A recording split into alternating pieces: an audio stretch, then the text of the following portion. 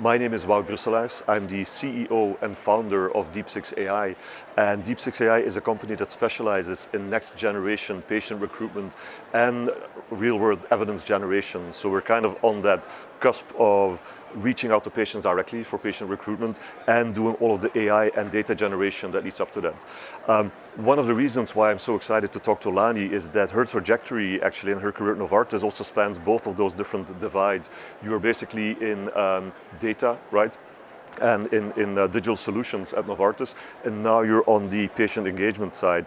I'd love to understand kind of from you, was that a big step, was that a small step? How do you see those different roles? Are they one and the same, or are they different as some people may believe they are? To me, they're all one and the same, because I started with the patient. So you start with the patient, you follow the patient to digital, and you stay with the patient. So for instance, my work in digital included our first patient advisory group for some of the digital innovation work that we were doing. So we were talking to patients about patient-centered clinical trials, or now decentralized trials, about wearables and digital endpoints, about the next generation of activities that patients might want us to do or not want us to do, and certainly do want to give us their suggestions on how we might implement some of the next innovations in how we work with patients. So all of the digital still was patient first. Yeah. No, and it's good to put that in perspective, right? Because we are indeed talking about a specific outreach to patients from the clinical trial perspective. And for the longest time, many people seem to think that the real drivers of clinical trials are the pharma companies, right, who sponsor the clinical trials, and maybe the people at the site who select the patients. But there was a bit of a gap between the relationship between the pharma company itself and the patient, and it seems like that gap is now being bridged. Can you maybe tell us why? One of my great hopes is that more and more patients, more and more people, and if there's any positive to come out of the COVID pandemic, it might be this, that more and more mainstream humans are aware of clinical research as a care option, that it does not have to be the last option, right? Because in so many diseases, the first time you think about clinical research is the last option. It doesn't need to be the last option. And it was actually a patient who put that in perspective for me in a really powerful way. She said, you know, my first trial was a registry, it was observational. And once I had a relationship with that physician and their staff, then I had confidence to participate in an interventional study. How do you see the role of physicians there as well? Because in many cases, patients will still follow what a physician tells them to do, right? Do you feel that it makes sense to reach out directly to the patient and the patient will make a decision? Or do you feel you reach out to the patient and the patient will involve the physician? Or do you feel like you have to do both, reach out to the patient and to the physician to get to that common understanding? I think ultimately the answer is both, right? I will borrow from our friends at Syscript, who you may know, have been doing a series of surveys for more than a decade now. And over, patients or people want to learn about clinical research through their physician. Exactly. And over, patients learn about clinical research, not always, but in higher proportion from elsewhere. Yeah, exactly, Right? Absolutely. It's one of the things that we've been working on with our health systems and with our work, right, is we try to kind of digest information about multiple clinical trials, find the ones that are a match for patients, and then send that back inside of physician workflows, inside of the EMR, so they can make a decision or make a recommendation to a patient. And then, to your point, send that same recommendation to the patient, so you have multiple pathways, so both the patient and the physician have the information, they can discuss it quickly, and then hopefully take it back to the research team. Every time we care for a patient, we're also doing some research, yes. right? We're always trying and testing something. We're always adding another data point, like how is this going to happen? Practice of medicine. Exactly right, exactly right. Everything is both observational and interventional at the same time, and you learn from it for the future, hence that collective medical intelligence. How do you believe that will play out actually as we have more data, as we have more AI as well? Do you have a view about that? I hope one of the things that AI will bring is to make it cleaner and easier and more meaningful, pick on that EHR drug, meaningful use for our participants or our patients or our people living with conditions, because the data points are too big, right? The data points are too big in my healthcare record, right? Absolutely. Right, let alone someone with serious medical condition or chronic disease. So I think that AI's opportunity to make that meaningful for patients. And if it's meaningful for patients, when we make things easier and more meaningful for the least among us, we make it better for the rest of us. Yeah. You also raise another good point, right? there's a lot of information in a patient's clinical record today, and in many cases the care is still very disjointed. Yes. Right? Oh, People only focus more on their disjointed, yeah, right? exactly. It's terrible. Exactly. Yeah. They're drowning in data rather than actually learning from the data, right? And maybe one avenue where AI could be helpful is combining that data and creating richer personas or richer vectors for those patients to say, well, this is actually an important component of the patient's care, right? What are some of the issues that you are struggling with today that you feel like are the biggest stumbling blocks today in your new role? I think one of the biggest stumbling blocks for patients, especially patients who aren't well plugged into the healthcare system, one of the hardest parts is being able to be a patient in a clinical research program if you're a hard patient. And maybe research is a great option for you for care, either during or immediately after some kind of acute care option. How do we then get you back to some kind of primary care or chronic care support that's not in the trial?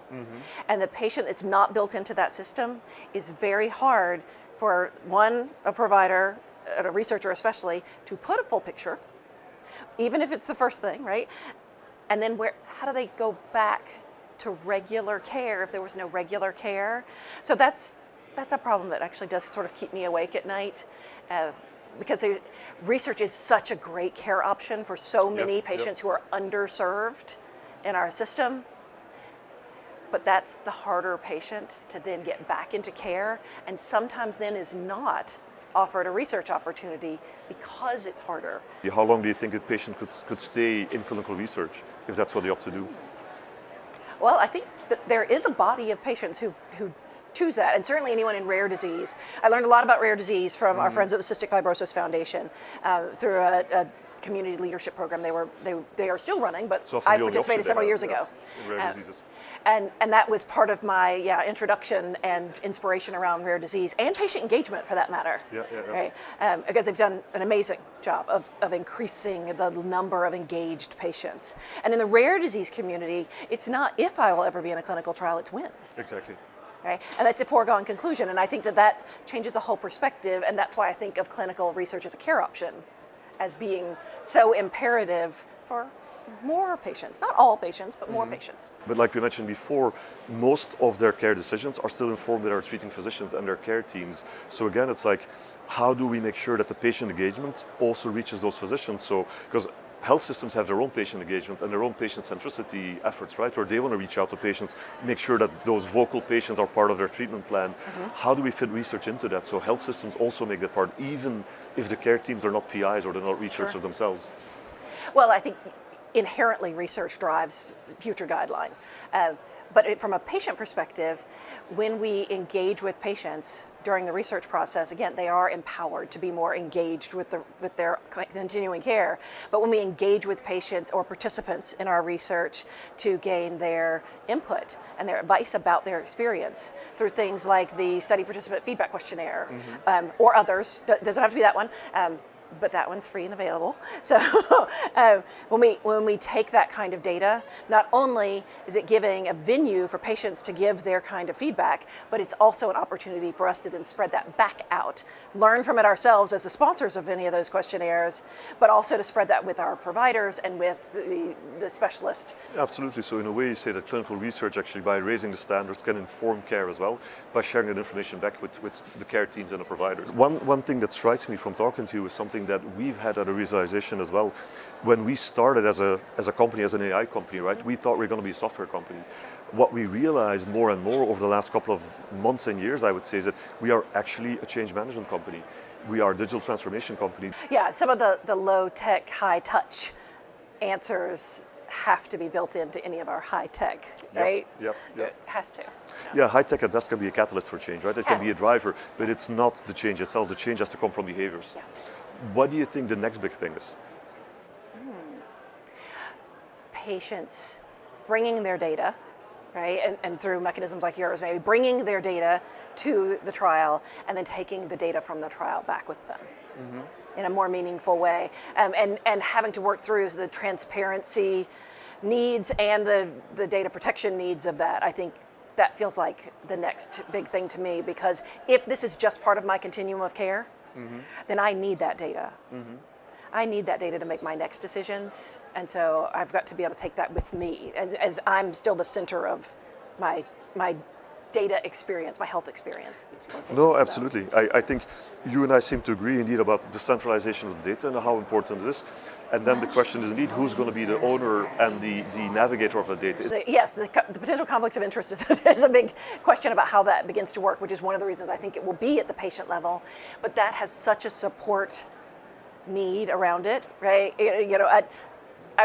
I would always want a coach to help me with my own health literacy, because if it's me that's sick, right, or if it's my child that's sick, then suddenly our health literacy automatically drops, right out of our head. So I think we do need to build the support systems around that. But I think if we educate and support around those patients, better. I still think that that's better, even if the lift to educate and make all of our patients empowered to do that might be quite high. Yeah. Well, good. I think we're up on time, so we'll probably have to leave it here. But Lani, I truly enjoyed the conversation. Thank you. You're very well informed, and well. it seems like our thinking is very much aligned on many of these use cases. I look forward to staying in touch with you and see kind of how Likewise. you at Novartis and we in our will kind of try to find our way back together again. Yes. Yeah, try to combine like that data-driven and patient-centric approach to kind of help more patients participate in research as a potential care option. Pleasure to talk with you. Same here. Thank you, Lani. Thanks.